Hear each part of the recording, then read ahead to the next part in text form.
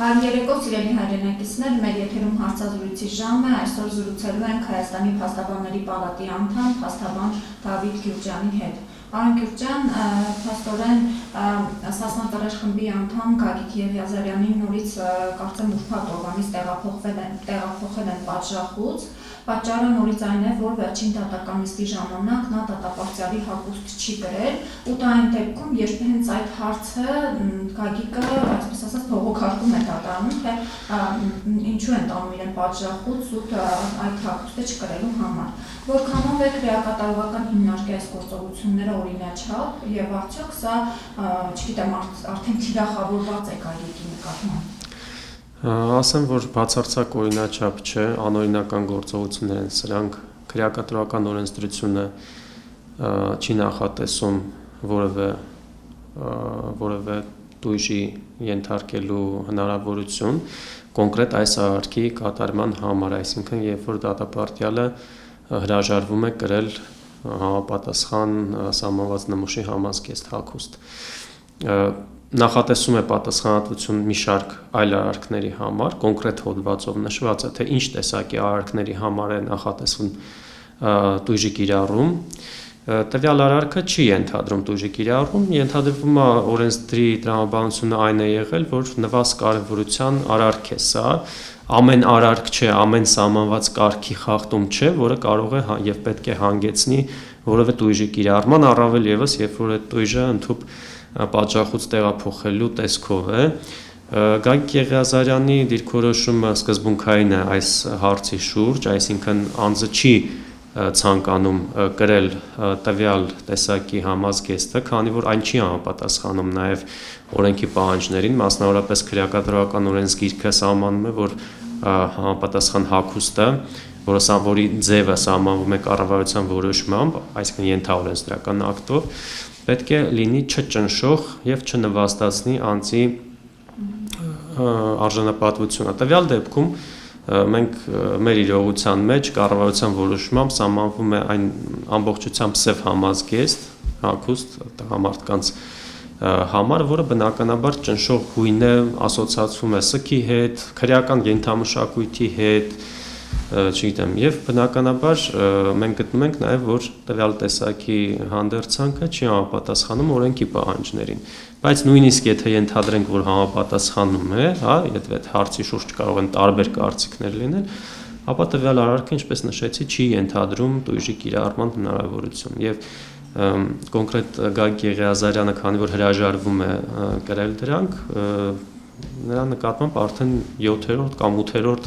տույժն է կիրառվում, ամեն անգամ ավելի ծանր, հա, եւ եթե պատժախոց տեղափոխելու տեսքով է, ավելի երկար ժամանակով։ Եվ հիմա կարող ենք ասել, որ կոնկրետ այս հարցով ինչ-որ հաշվեհարդար է տեսնում քրեակատարողական հիմնարկը Գագիկի նկատմամբ։ Ես չեմ կարծում, որ խնդիրը քրեակատարողական հիմնարկի մեջ է, առաջին հերթին կարծում եմ, որ ոչ թե կարծում եմ, խնդիրը ծագել է գլխավոր դատախազության դիրքորոշումից, ինչ որ մի պահ, այսինքն բոլոր դատապարտյալները ըստ էության բոլորիս հայտնի է, որ հատկապես Նուբարաշեն քրեակատարողական հիմնարկից երբ տեղափոխվում են դատարաններ, երբեք էլ չեն հագել, չեն կրել կամ նրանց չի պարտադրվել առնվազն կրել սահմանված նմուշի հանդերձանք եւ երբեք դա խնդիր չի առաջացել, ինչ որ մի պահ, ինչ որ մի նիստի ժամանակ դատախազը, չգիտեմ, ձանձրանալով նիստի ընթացքից, ինչ ասեմ, նման դիրքորոշում արտահայտ հիշեց, որ արկա է նման կարգավորում, որ անձը պետք է դատապարտյալի կարգավիճակ ունենալով պետք է կրի այդ հանդերձանքը եւ դրանից հետո սկսվեց այս խնդիրը հաջորդաբար կրկնվելով։ Հիմա մենք վիճարկում ենք հենց այդ կրելու իրավաչափությունը եւ հենց այդ նիստի ժամանակ, այսինքն դա չկրելու համար կրկին այդ տույժը կիրառվում է, որը մեր կարծիքով իրավաչափ չէ։ Այստեղ եւս մի կարևոր հանգամանք կա։ Մենք նաեւ կարծում ենք, որ դատապարտյալները չպետք է հատկապես նրանց չպետք է պարտադրվի այս հագուստը կրել դատարան տեղափոխվելու ժամանակ, որովհետև մենք գտնում ենք, որ դա խախտում է նաև մրցակցության սկզբունքը, որը առանցքային սկզբունք է թե քրեական դատավարությունում, թե այլ դատավարություններում Հայաստանի Հանրապետության որևէ դատավարությունում, նույնիսկ քաղաքացիական դատավարությունում եւ երբ որ անձը գնում է իր իրավունքները պաշտպանելու հայցելու այն դատարանից, պետությունից, նա պետք է հավասար պայմաններում լինի մյուս մասնակիցների հետ, հետևաբար նաև իրավաչափ չենք համարում նրան պարտադրել ինչ որ մի տեսակի հատկապես կոնկրետ սև հագուստ հագնել ամբողջությամբ սև եւ ներկայանալ դատարան։ Եվ կարծեմ նիստերից մեկի ժամանակ դատավորը ինքն էլ չէ, քրեակատարողական հիմնարկի աշխատանքի նման մի բան ասաց, որ կախել ժամանակավոր այդ հարցը, մինչև տեսնենք, եթե գուցե սխալվում եմ, չգիտեմ։ Այո, դատարանն էլ ըստ էության նիստերից մեկի ժամանակ նիստերից մեկի ժամանակ կամ դրանից հետո հորդորել է որպեսզի գոնե իր նիստերի ընթացքում, այսինքն ներկայանալու համար տույժի չենթարկեն անձին, որովհետև այստեղ դատավորն էլ գիտակցում է, որ մարդը ստացվում է երկընտրանքի առջև է, ինչ անել, կամ պետք է կրի այդ հագուստը եւ ներկայանա, որպեսզի տույժի չենթարկվի, կամ պետք է չկրի եւ տույժի ենթարկվի, կամ երրորդ տարբերակը ընդհանրապես չգա դատարան, ստիպված իր իրավունքներից հրաժարվի, որպեսզի տույժի չենթարկվի եւ միևնույն ժամանակ չկրի այդ հագուստը։ Այսինքն վերջին նիստի կարգիկը հրաժարվել է, իրեն ստիպողաբար վերեցին, ինքը ասաց, որ ցանկություն չունի ներկայանալ դատարան, բայց փաստորեն եկել էր, գուցե ստիպել են կա։ Դե ըստ էության տվյալ դատարանի դիրքորոշումը այն է, որ պետք է անձը անպայման ներկա գտնվի, այդ էլ տարբեր դատավորներ տարբեր կերպ են մեկնաբանում օրենքի դրույթը, որ արդյոք պարտադիր է անձի մասնակցություն տվյալ նիստին թե ոչ, ըստ այդմ էլ քրեակատարողական հիմնարկը անպատասխանաբար կրկին օրենքի խախտմամբ մեր համոզմամբ դա անձի իրավունքն է, ոչ թե պարտականությունը իր բողոքի քննությանը ներկայանալ, բայց քրեակատարողական հիմնարկը կրկին այստեղ ապօրինություն է թույլ տալիս պարտադրելով ըստ էության, որ անձը ներկայանա։ Եվ հիմա մենք կարծես թե ինֆորմացիա ունենք, որ ընդհանուր առմամբ արդարադատության նախարարության դիրքորոշումը հագուստների կրելու պարտադիրության հետ կապված արդեն ավելի կտրուկ է այդ դիրքորոշումը ըստ էության արդեն ձևավորվել է, որ պարտադիր բոլոր դատապարտյալները բոլոր նիստերին տեղափոխվելուց պետք է կրեն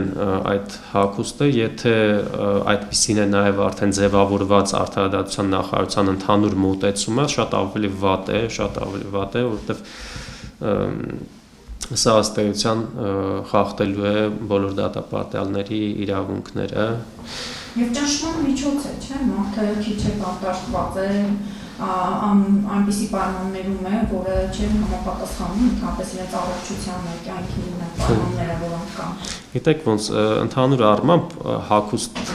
կրելու պարտադրանքը, ընդհանուր մի տեսակի հագուստ կրելու պարտադրանքը իրավաչափ է համարվում համաշխարհային պրակտիկայում, բայց դա պետք է ունենա իրավաչափ նպատակ, այսինքն այդ հագուստը պիտի լինի այնպիսին, որպեսզի օրինակ ապահովի անվտանգությունը, ինչ է սրա տակ ենթադրվում, որ օրինակ հագուստը պիտի լինի այնպիսի գույնի, որ անձը ենթադրենք փախուստի դիմելուց առանձնանա մարդկանց բազմության մեջ, այսինքն նպատակը այդ հագուստի պարտադրանքի պետք է լինի ինչ որ մի իրավաչափ նպատակ, հա, տվյալ դեպքում անվտանգության ապահովման նպատակը կարող է ծառայել որպես շարժառիթ նման պարտադրանքի, բայց մեր դեպքում պատկերացրեք ամբողջությամբ սև համազգեստով մարդը ինչ անվտանգային հարց է լուծվում սև հագուստ հագնելու պարտադրանքով, ոչ մի հարց, այսինքն այդ մարդը ավելի շուտ կկորչի մարդկանց բազմության մեջ, օրինակ փախուստի դիմելու ժամանակ, քան որևէ այլ գույնի կամ ձևաչափի համազգեստի դեպքում, ես էլ չեմ խոսում, արդեն ասացի նաև, որ դա ճնշող գույն է եւ ըստ էության օրենքի տարրից է բխում, որ հագուստը չպիտի լինի ճնշող, այնինչ ամբողջությամբ սև համազգեստ մարդուն հրամցնել, հագցնելը դա ակնհայտորեն նաև ճնշող էֆեկտ է ունենում։ Հիմա ինչ որ քայլեր իրականացվելու են, թե սպասելու են միջազգային դատարանի որոշումը։ Մենք բոլոր այդ տույժերը վիճարկում ենք դատական կարգով, ընդ որում այստեղ էլ դատարանների արդեն որոշումներ ունենք, որոնք իրար համերժ են, այսինքն մի դատարանը մի կերպ է մեկնաբանում այդ հագուստի կրման պարտադիրությունը, մյուս դատարանը այլ կերպ է մեկնաբանում եւ Վճռաբեկ դատարանն էլ վարույթ չի ընդունում այս ակնհայտ նույն ատյանի դատարանների կողմից ակնհայտ տարբերվող մեկնաբանությունների պարագայում մեր բողոքները, բայց կարծում ենք, որ անհրաժեշտ է բոլոր այս որոշումները վիճարկել եւ ըստ էության նաեւ եվրոպական դատարան ենք պատրաստվում դիմել, որովհետեւ ինչպես նշեցի, ոչ մի իրավաչափ նպատակ չի հետապնդում նման հագուստ մարդկանց պարտադրել հագնելը,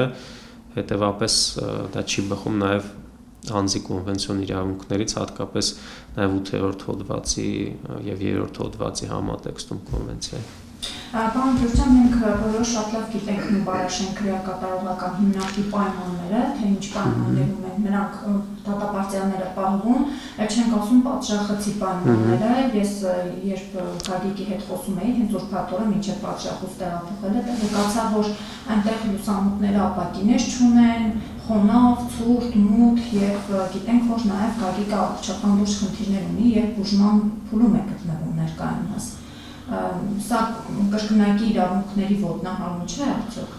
Հա, միանշանակ եւ ոչ միայն պատժախոցն, սկսենք նրանից, որ ընդհանուր առմամբ Նուբարաշեն քրեակատարողական հիմնարկի պայմանները անմարդկային են, ինչքան ուզում են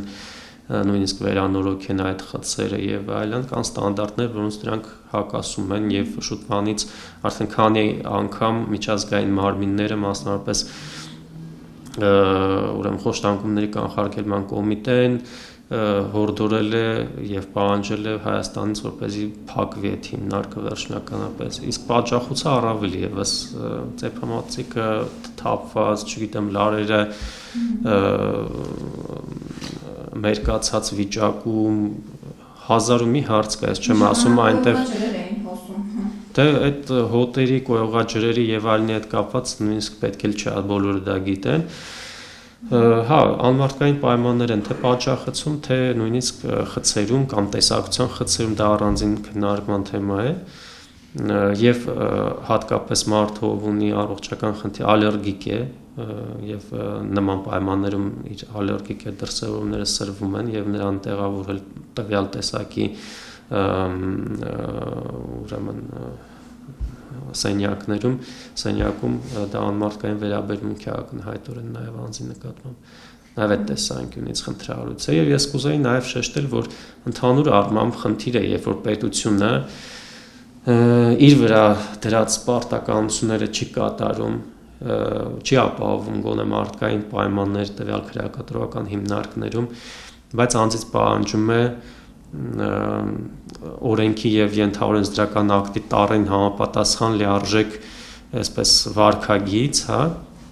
ես չեմ ասում, որ եթե պայմանները վատն են, ուրեմն մարդը պետք է ապօրինություններ գործի, բայց այս խնդիրը եւս առկա է, օրինակ մոտեցումը գլխավոր դատախազության կամ արդարադատության նախարարության խնդրահարույց է, եւ ինչ որ պահից որոշում են ինչ որ հարցի վրա ուշադրություն դարձնել, որ երբեք ուշադրություն չեն դարձրել։ Հիմա ինչ որ մեկը ուրեմն պետքա, եթե հետադարձությամբ նայենք, հա, այն ժամանակ չկատարված կամ անձանց երբ որ տույժերի չէին ենթարկում նույն արարքի համար, ով պատասխանատվություն պետքա կրի այդ դեպքում դրա համար։ Ինչի այն ժամանակ չէր արվում, չէ՞։